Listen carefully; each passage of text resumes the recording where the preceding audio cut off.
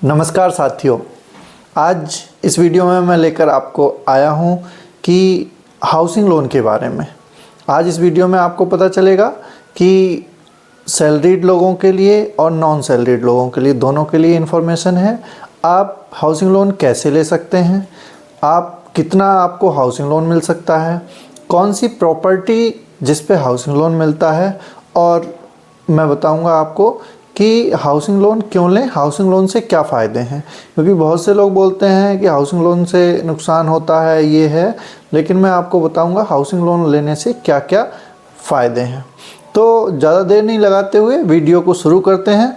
आप देख रहे हैं PKU इन्फॉर्मेशन चैनल और मेरा नाम है पवनेश कुमार। अगर आपने इस चैनल को सब्सक्राइब नहीं किया है तो आपसे निवेदन है सब्सक्राइब कर लें। सब्सक्राइब आप कर चुके हैं तो कृपया लाइक करें। अब बात शुरू करते हैं। हाउसिंग लोन हमारे लिए बहुत ज़रूरी है। वो इसलिए ज़रूरी है क्योंकि प्रॉपर्टी अगर हम बनाते हैं, प्रॉपर्टी में हमारा इन्वेस्टमेंट हो जाता है और उसमें आगे प्रॉपर्टी में जो बढ़ोतरी होती है उससे हमारा फ़ायदा मिलता है, ये सब लोग जानते हैं। दूसरा, हर आदमी को अपनी छत चाहिए, अपने नाम से छत होनी चाहिए, अपना घर होना चाहिए, ये हर कोई चाहता है। तीसरा, हाउसिंग लोन लेकर के जब हम घर बनाते हैं तब हमें इनकम टैक्स में भी छूट मिलती है। इसके बारे में मैं बताऊंगा। अब बात करते हैं कि हम जो सामान्य लोग हैं वो दो तरह के होते हैं। एक जो सैलरीड पर्सन है, चाहे वो प्राइवेट सेक्टर में है चाहे वो गवर्नमेंट सेक्टर में है। दूसरे जो लोग बिजनेस करते हैं। और तीसरे NRI या NRE कस्टमर जो भारत में इन्वेस्टमेंट कर रहे हैं या भारत में प्रॉपर्टी लेना चाहते हैं, उनके लिए भी हाउसिंग लोन की व्यवस्था होती है।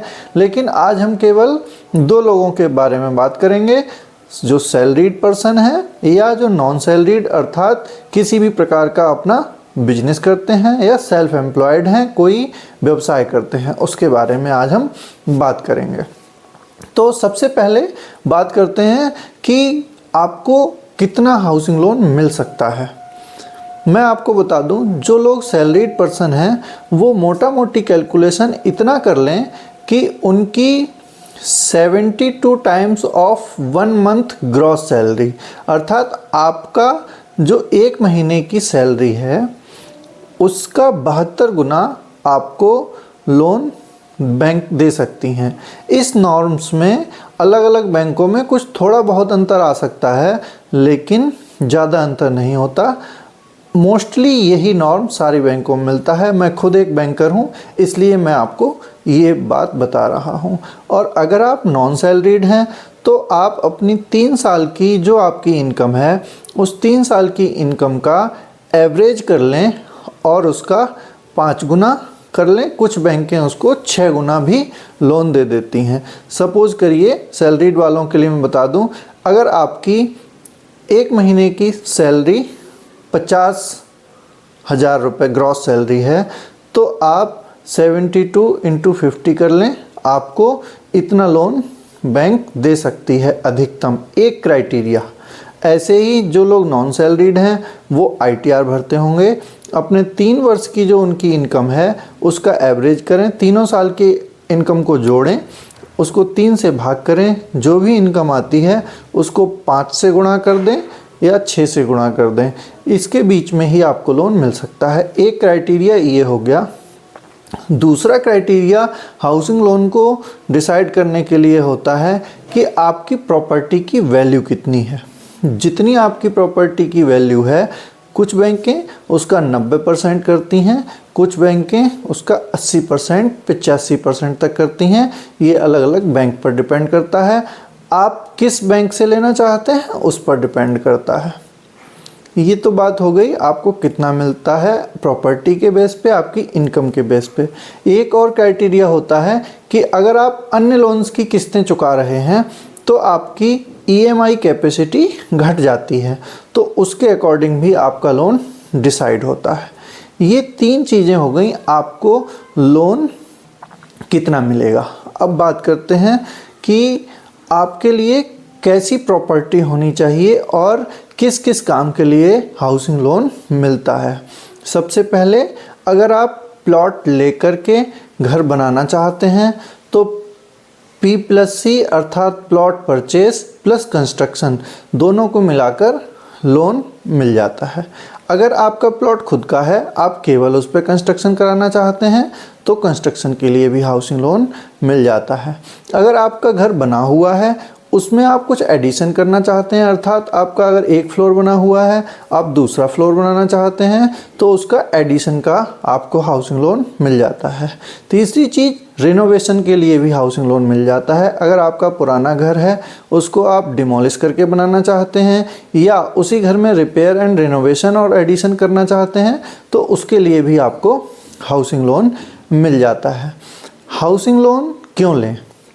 अब आपको मैं बताता हूँ हाउसिंग लोन लेने के क्या फ़ायदे हैं। सैलरीड लोग हाउसिंग लोन लेकर के अगर ओल्ड रिजाइम में वो अपना इनकम टैक्स भरते हैं, ITR भरते हैं, तो उनको उसमें छूट मिल जाती है, जो कि 3.5 लाख रुपए तक की उनको छूट मिलती है, जो कि एक मोटा अमाउंट है।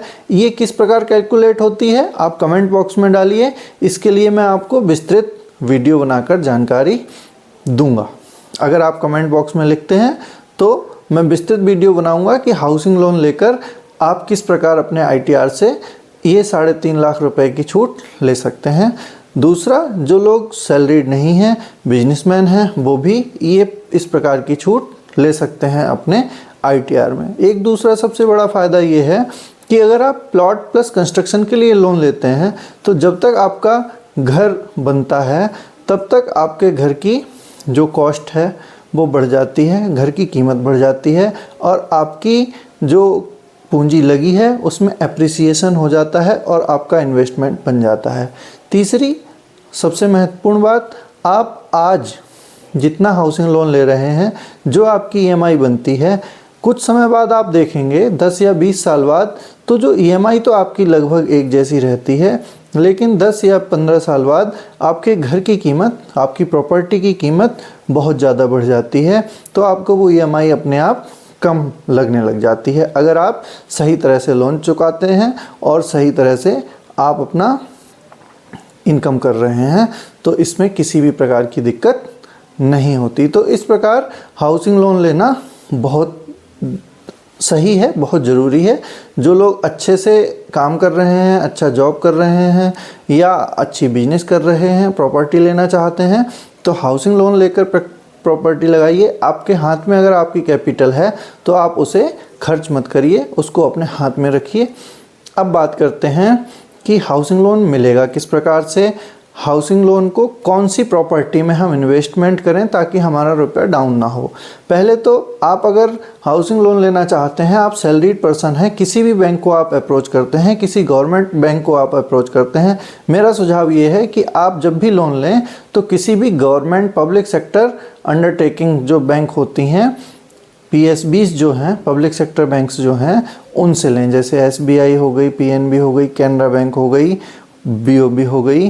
तो आप कैनरा बैंक का इस समय जो लोन का स्ट्रक्चर है, लोन के रेट ऑफ इंटरेस्ट हैं, वो बहुत अच्छे चल रहे हैं, तो आप कैनरा बैंक से भी लोन ले सकते हैं। अब बात करते हैं कि आपको सैलरीड वाले लोगों के लिए कौन कौन से डॉक्यूमेंट्स की आवश्यकता पड़ेगी। सबसे पहले तो बैंक आपके जो आप प्रॉपर्टी ले रहे हैं उस प्रॉपर्टी के बारे में पूरा 30 साल तक के डॉक्यूमेंट्स की सर्च करवाएगी। मैं एक विस्तृत वीडियो में बताऊंगा कि 30 साल की सर्च क्या होती है। अगर इस वीडियो में बताएंगे तो वीडियो अधिक लंबी हो जाएगी। आपको वीडियो कैसी लगी, आप इसके बारे में और जानना चाहते हैं तो प्लीज़ कमेंट बॉक्स में लिखें, हमें मोटिवेशन मिलेगा कि हम और बताएं इसके बारे में। अभी बताते हैं आपको, अगर आप सैलरीड पर्सन हैं तो आप अपना 3 वर्ष का फॉर्म 16 अपने एम्प्लॉयर से ले लें और आपकी सैलरी स्टेटमेंट 1 साल का अपने साथ रखें, प्लस आपकी KYC जिसमें Aadhaar card, PAN card, passport, driving licence, ये सारी चीज़ें आती हैं, आप साथ में लें। साथ ही आप अपनी 6 महीने की सैलरी स्लिप और आपका अगर अपॉइंटमेंट लेटर है तो आप अपॉइंटमेंट लेटर अपने साथ रखें। ये हो गए डॉक्यूमेंट्स आपकी तरफ से जो बैंक में जमा करने होंगे। और जो प्रॉपर्टी के पेपर्स होंगे उनकी बैंक जांच करवाएगा कि आपकी 30 साल तक की चेन सही है या नहीं सही है। अब आते हैं सेल्फ एम्प्लॉयड पीपल या जो लोग खुद का बिजनेस करते हैं उनके लिए। वह अपना 3 वर्ष का ITR तैयार रखें और अपना बिजनेस का रजिस्ट्रेशन या अन्य किसी प्रकार का अकाउंट स्टेटमेंट है उसको आप तैयार रखें, बैंक में आपको जमा करना पड़ेगा। प्रॉपर्टी की जांच उनकी भी बैंक करवाएगा। ये सारी चीज़ें आपको अगर आप तैयार रखते हैं तो आप हाउसिंग लोन को आसानी से ले सकते हैं। अब बात करेंगे प्रॉपर्टी की। प्रॉपर्टी आप ऐसी सिलेक्ट करें जो वहाँ की लोकल अथॉरिटी के द्वारा, जो डेवलपमेंट अथॉरिटीज़ होती हैं उनसे अप्रूव्ड हो। अगर कोई प्रोजेक्ट है तो रेरा अप्रूव्ड हो। किसी भी प्रकार की उसमें लीगल दिक्कत नहीं हो, इसकी आप खुद भी जांच कर लें और इसकी बैंक से जांच तो कराई जाएगी। अगर इसमें कोई दिक्कत आती है तब लोन होने में परेशानी पड़ती है और आपके लिए भी बेटर है कि ये जांच आपकी प्रॉपर्टी लेने से पहले हो जाए ताकि आगे के लिए किसी भी प्रकार की दिक्कत नहीं आए। ये वीडियो आपको कैसी लगी, हमारा प्रयास कैसा लगा आप कमेंट बॉक्स में ज़रूर बताएं। आप कुछ भी कमेंट बॉक्स में करेंगे, कुछ भी लिखेंगे, हमारा उससे मोटिवेशन बढ़ेगा। वीडियो को लाइक करें। चैनल अगर सब्सक्राइब नहीं किया है तो चैनल को सब्सक्राइब करें। इसी सीरीज़ में हम आगे भी वीडियो लाएंगे। आपका प्यार इसी प्रकार मिलता रहे। नमस्कार।